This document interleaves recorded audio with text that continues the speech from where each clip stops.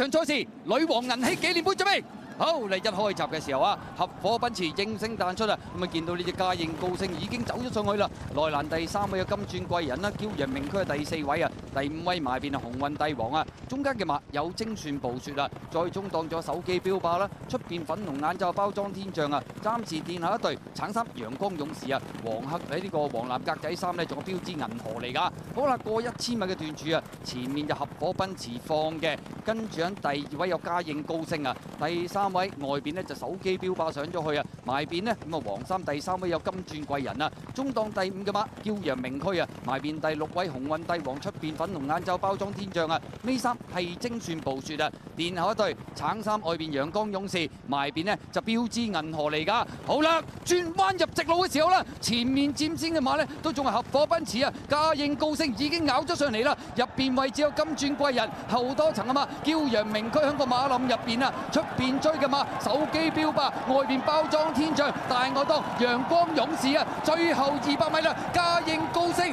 拋離群區，最少3個10米，驕陽明區上咗嚟，中間金鑽貴人接近終點，破咗紀錄啊！破紀錄，嘉應高升順利贏出呢場女王銀禧紀念杯。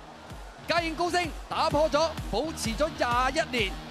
嘅17連勝，成功挑戰18連勝嘅紀錄啊！作為馬迷，能夠親眼見證到呢個歷史性嘅時刻，